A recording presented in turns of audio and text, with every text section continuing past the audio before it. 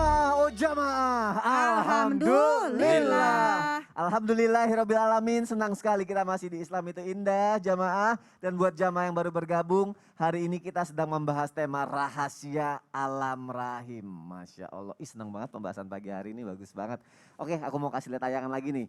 Ini kerempongan Raffi Ahmad nih, memenuhi keinginan ngidam Nagita Slavina. Serempong apa sih? Lihat tayangannya yuk, silakan.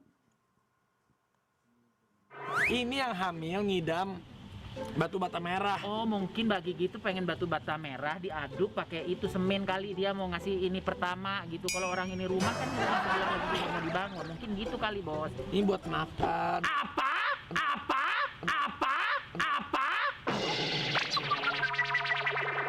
Mbak Gigi itu sebenarnya anaknya anak Batu bata merah pakai selai semen katanya bisa dimakan. Mikir nggak? Ya mikir lah. Coba mikir. Setahu aku sih roti pakai selai itu baru dimakan, tapi batu bata merah pakai selai semen dimakan, siapa yang mau makan? Tapi Mbak Gigi kalau dipikir-pikir kok ngidamnya aneh-aneh banget sih. Ayo buat para istri yang lagi hamil ngidamnya jangan aneh-aneh. Oh repot banget ya. Aduh, tapi katanya nanti kalau misalnya nggak diturutin ngiler anaknya. Ustazah tadi Ustazah bilang kayak gitu kan. Tapi suka banyak sebelumnya yang nih ngiler. pernah ngalamin ya, saya punya Apa? teman, istrinya ngidam pengen megang kepala botak orang Nah, bule. loh. Pokoknya megang doang kepala botak orang bule. Repot tuh. Repot banget. Wah. Yang kayak gini-gini nih yang memang harus dibahas ya Bib ya. Nah. Karena fenomena ngidam nih bagi ibu hamil ini merupakan salah satu bentuk apakah benar dari dunia rahim aja Ustazah Lulung. Kemauan anak sama kemauan ibu tuh kemauan orang tuanya memang beda gitu. Si ngidam tadi nih. Iya, apakah ada hubungannya? Apakah Apakah? ngiler?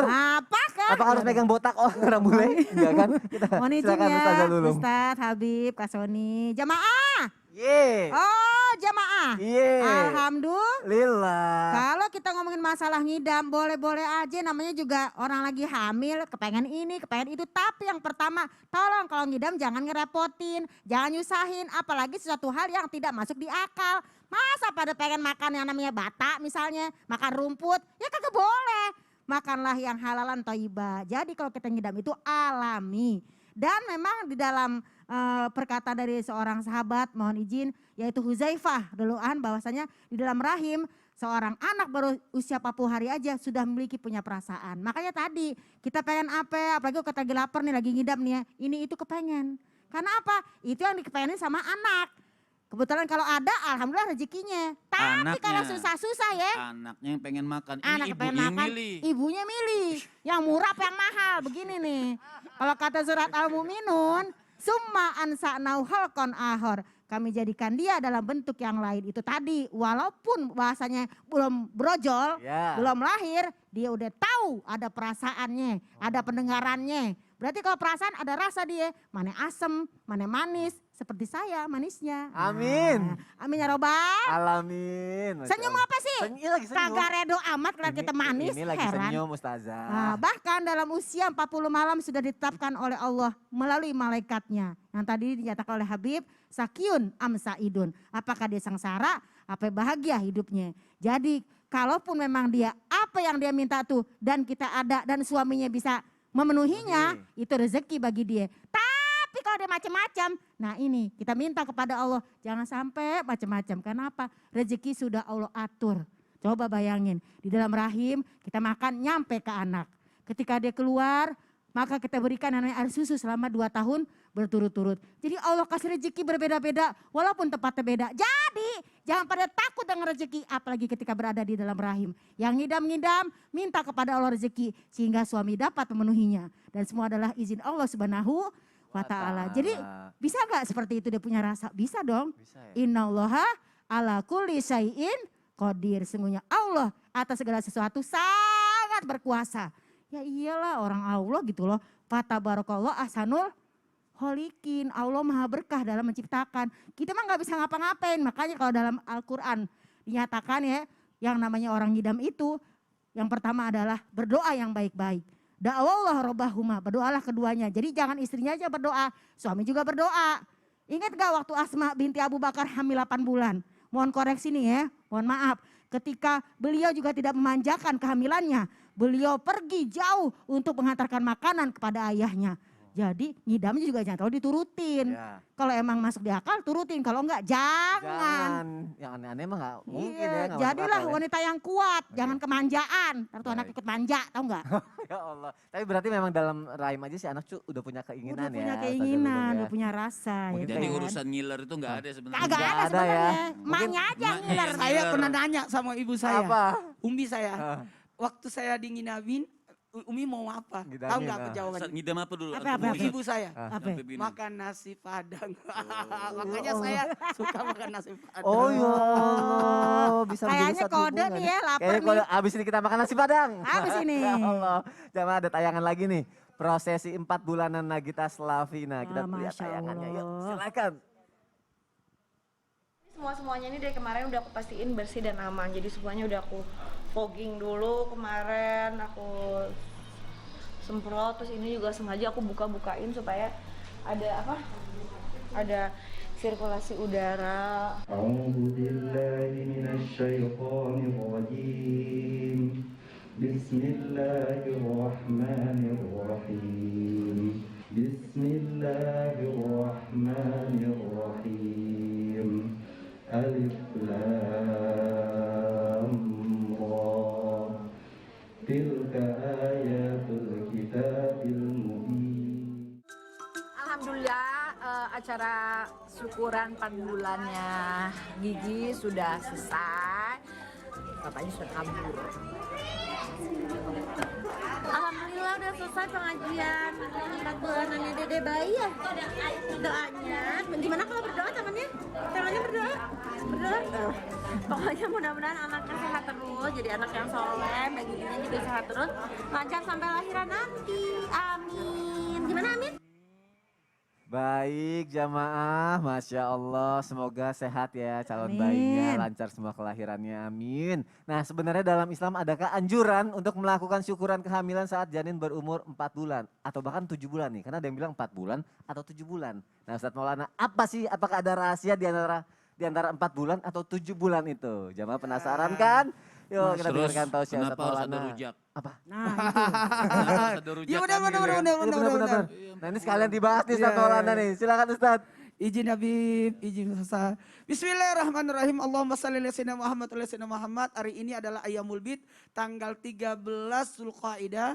13, besok 14, 15 berarti 3 hari adalah hari Ayyamul Bid. Dan terima kasih banyak tim Islam Bitinda yang sudah mengangkat tema yang luar biasa. Rahasia alam rahim. Rahasia alam rahim ini gimana nih pertanyaan Mas Soni tadi. Syukurannya 4 bulanan, ada juga yang 7 bulanan. 7 bulanan. Maka syukuran kehamilan saat janin berumur 4 bulan atau ada juga berumur 7 bulan. Kalau 4 bulan namanya walimatul haml. Amal. Walimatul Walimatul hamal. hamal. Namanya walimatul hamal. Jadi dalam Islam ada namanya walimatul hamal. Kesyukuran atas nikmat itu penting. Diucapkan, perbuatan. Bahkan kesyukuran itu harus mana? Melibatkan banyak orang, ada doa, ada kesyukuran, ada berbagi. Maka proses penciptaan tadi yang sudah dijelaskan oleh Habib Muhammad tadi sebelumnya, di segmen sebelumnya, ada proses penciptaan manusia di nutfah 40 hari, kemudian berupa darah 40 hari, kemudian segumpal daging 40 hari. Jadi 40 kali 3 sama dengan 120 hari. 120 hari dibagi 30 sama dengan 4 bulan. Maka di usia 4 bulan ini, di mana Allah memerintahkan satu malaikat. Untuk apa? Untuk melakukan 2 hal. Yang pertama, meniupkan roh pada rahim, pada janin tersebut. Jadi sehingga dia sudah bisa bergerak, ada rohnya. Kemudian yang kedua, malaikat yang kedua, malaikat ini diperintahkan untuk mencatat 4 perkara yang berkaitan padanya. Apa itu?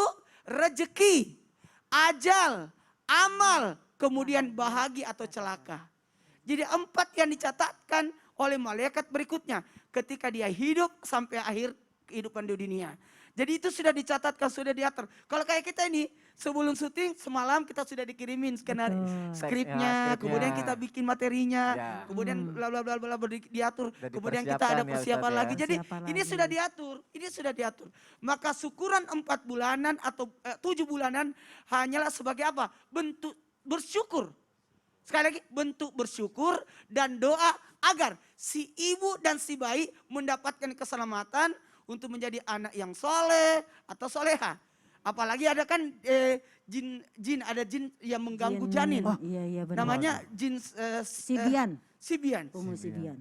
Yang datangnya di waktu maghrib, makanya kalau maghrib tutup di situ, apalagi hati-hati, itu bisa mengikat rahim, mengganggu janin dalam perut. Makanya di sini ini penting yang namanya doa. Kita panggil Habib, ada Ustadz untuk doain, Laku acarain. dong, laku dong. Iya, Amin. karena doa-doanya kita harapkan. Ya. Ada orang tua, jadi doa yang sangat luar biasa. Maka bagaimana dengan 7 bulanan? Ketika 7 bulanan kehamilan dalam Islam, untuk apa? Membersihkan ibu hamil dan bayinya, apanya yang bersihkan? Jiwanya maupun raganya. Jadi 7 bulanan itu pembersihan sebenarnya dan mengusir segala kejahatan dan gangguan roh-roh halus dan mendoakan keselamatan ibu dan buah hatinya. Dan acara-acara itu kan nggak wajib, nggak Iya. bid'ah. Enggak Yang wajib, mau enggak bukti- bid'ah, silakan. Karena memang Hukumnya memohon doa mudah, dari silakan. orang-orang ya Ustadz ya. Kalau orang mau bersyukur ngapain? Masa mau Boleh lah dilarang? bersyukur ya. Kalau orang mau boleh berbagi, banget. Iya. Ya, Mau nggak juga bekas- harus ngundang-ngundang orang kalau Iya. memberatkan dia sekeluarga aja nggak apa-apa. Apalagi Boleh. Masya Allah Iya. kalau didoakan sama guru-guru kita. kalau suami insya istri Allah- aja berdua kita baik syukuran, semua. boleh. Iya. Oh. Kalau 4 bulanan jangan lupa ngundang ya. Amin ya insya Allah. Iya, Semoga kita datang. kita sampai ke situ ya. Akekah undang saya akekah ya. Iya, amin ya Allah, doain ya jamaah Amin, ya. amin, amin, Masya Masya Allah. Allah. Ustadz Maulana terima kasih Iya. untuk penjelasannya, Masya Allah. Masih banyak lagi yang mau kita bahas, tapi sebelumnya aku mau ngasih kesempatan dulu nih untuk menjawab pertanyaan yang sudah masuk ke media sosial Islam itu Indah. Langsung aja kita masuk ke segmen Tanya Dong Ustadz. Kami semua tanya dong Ustaz. Alhamdulillahirrabbilalamin. Ada beberapa pertanyaan yang sudah masuk nih ke media sosial kita. Langsung aja aku bacain ya jamaah. Yang pertama Instagram dari hamba Allah. Aku baca ini. Ada di belakang saya juga nih. Bismillah. Assalamualaikum warahmatullahi wabarakatuh. Ustadz Ustazah. Saya menikah sudah hampir 14 tahun. Tapi kami belum dikaruniai kan keturunan. Sudah kesana kemari kami berusaha tapi masih belum dikasih Allah juga. Sudah bermacam caci maki yang saya dapatkan. Tapi saya ikhlas dengan takdir ini. Sering sekali saya menangis diam-diam agar tidak ada orang yang tahu apalagi suami saya. Saya tidak mau dia lebih bersedih dari saya. Apakah sebelumnya saya diberikan keturunan merupakan hukuman dari masa lalu saya? Saya sudah memohon ampun kepada Allah. Saya sudah bertobat kepada Allah. Apakah Allah memaafkan dosa-dosa saya di masa lalu? Terima kasih atas jawabannya yang nanti diberikan. Habib Muhammad mohon jawabannya Habib silakan. Masya Allah. Artinya amalan pertama orang pengen hamil itu pengen dapat kehamilan itu jangan lupa memperbanyak istighfar. Itu yang pertama. Yang kedua kita tidak boleh ngejudge ya. Menjudge ya. Menjudge orang itu, misalnya suami, misalnya menjudge istrinya tidak bisa hamil, nggak bisa juga begitu. Suaminya periksa, istrinya periksa. Belum tentu juga dari istri kan Ya, gitu. betul, Masya Allah. Bisa juga penyebab tidak kehamilan itu terbuat dari suaminya seperti itu. Adapun dosa-dosa yang lalu kita dosa, tapi Allah Subhanahu wa taala mengatakan qul ya ibadiyalladzina asrafu ala anfusihim la taqnatu min rahmatillah. Artinya kata Allah Subhanahu wa taala memerintahkan bertaubatlah kalian walaupun sebesar apapun kalian bertobat karena Allah berhak mengampunkan dosa. Tidak ada urusan dulu-dulu. Selama kita bertobat semua dosa-dosa kita insya Allah sudah diampunkan oleh Allah Subhanahu wa taala. Tapi yang penting taubatan nasuha. Jadi ibu, bagus ibu tadi sudah ikhlas dengan takdir segala macam. Insya Allah dengan keikhlasan tersebut kita banyak istighfar. Allah berikan kita rezeki anak insya Allah. Masya Allah terima kasih Habib untuk jawabannya. Sama-sama. Ustadz Maulana sebentar lagi 4 bulanan loh. Wah, Insya Allah kita doain. apanya Ya, udah doain bulanan insya aja. Allah. Amin ya Allah. Nunggu jodoh dulu. Baik jamaah pertanyaan selanjutnya yuk dari @syarifah 9540. Assalamualaikum Ustadz, apakah kita yang tidak memiliki anak kandung di dunia bisa memiliki anak di akhirat diganti diberikan oleh Allah karena tidak sempat milikinya di dunia? Terima kasih ya Pak Ustadz. Apakah bisa Ustazah Apakah Lulu? bisa? Memang kalau di dalam beberapa pendapat ya, ada yang bilang bisa karena kan di surga apa aja juga kita bisa. Ada juga yang bilang nggak bisa karena di sana maaf tidak ada yang namanya kita melahirkan. Nah kita nggak usah ngomong itu dulu. Yang penting bagi yang belum pada punya anak jangan sedih karena semua didoakan oleh malaikat. Kalau kita punya anak didoain sama anak, kalau belum punya anak didoain oleh para malaikat dalam surat 40 ayat 7. Nah tapi kalau pendapat dari Abu Sa'id Al-Khudri pemirsa, bahwasanya Rasulullah telah bersabda ya, seorang mukmin bila sangat menginginkan anak, pengen banget punya anak, namun memang belum Allah berikan di dunia. Maka Allah izinkan ya ketika dia berada di surga, ketika dia menginginkan itu dia tidak dapatkan, maka di surga dia akan mengandungnya, menyusuinya dan tumbuh besar dalam sekejap sebagaimana dia menginginkannya. Itu menurut hadis riwayat Tirmizi. Jadi ya bisa aja kun fayakun kalau memang Allah berkehendak. Ini menurut Abu Sa'id Al-Khudri. Tapi ada satu yang mengatakan, oh enggak dong, pokoknya tinggal kun, udah enggak usah pakai mengandung, melahirkan. Kau mengandung, menyusui, melahirkan. Enggak begitu Nggak lagi kayak gitu di ya. surga. Tapi kita ambil manfaatnya adalah mintalah hanya kepada Allah. Mudah-mudahan mendapatkan jannahnya surganya. Amin ya Allah. Yang penting anak-anak soleh dan soleha gitu Nggak ada Bib ya. dokter sono ya, nggak ada dokter ya. Nggak ada dokter. Semua bisa set dengan Udah sendirinya pensiun, ya. Bib, pensiun. Masya Allah. Ustazah Lulung terima kasih untuk jawabannya. Semoga terjawab ya Afwan. jamaah yang ada di rumah. Tapi Afwan. jangan kemana-mana nih, pantengin terus Islam itu Indah karena nanti kita akan membacakan lagi pertanyaan yang udah masuk ke media sosial kita ya. Jangan kemana-mana makanya. Habib aku mau nanya lagi Bib.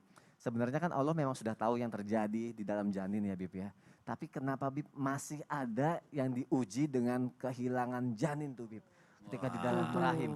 Kok janin bisa hilang? Bisa hilang. Tadi Ustadz Maulana juga sempat nyenggol dikit. Apakah ada Ustadz jin? Maulana udah sempat hilang balik lagi. Balik lagi. Oh bisa kayak gitu Bib. Hilang terus tadi Ustadz Maulana bilang ada jin juga katanya. Apakah mungkin seperti itu? Baik, insya Allah kita bahas karena terlalu panjang kalau bahas Terlalu sekarang. panjang ya. Iya. Jadi nanti akan dibahas ya Bib ya. Insya Allah. Jamaah nggak lama kok. Tetap di Islam itu indah. Jamaah, oh jamaah. Alhamdulillah. Alhamdulillah.